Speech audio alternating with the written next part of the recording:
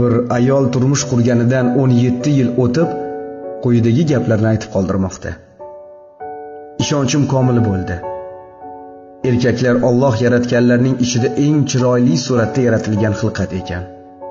U qo'lida boriniki opa-singlisi, qizi, onasi, ayoli, nabiralari uchun sarflab yuboraverar ekan. O'zini navqiron yigitligini, sog'ligini ayoli va bolalari uchun qurbon qilar ekan. Har kuni mehnat gohida juda kech qolib ishlaydi-yu shikoyat ham qilmas ekan.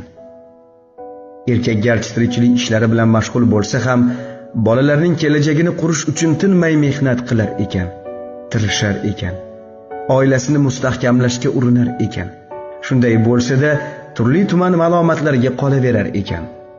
U ishida xo'jayinisidan yoqimsiz gaplarni eshitib kelib, gohida ota-onasidan, gohida ayolidan dakkilar ham eshitar ekan.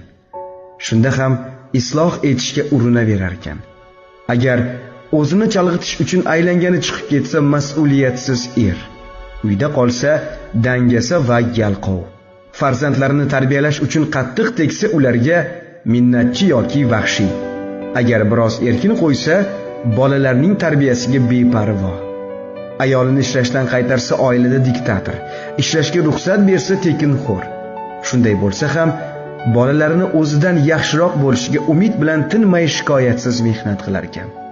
Bolalari uchun dunyodagi eng zo'r mukofotlarni olib bera olmasa ham, o'zi qodir bo'lgan eng yaxshi sovg'alarni hadya etar ekan. Ona 9 oy farzandini ko'tarib yursa, ota bir umr uni mas'uliyatini ko'tarib o'tar ekan. Bildimki, agar uyning erkagi salomat bo'lsa, dunyo salomat qolar ekan.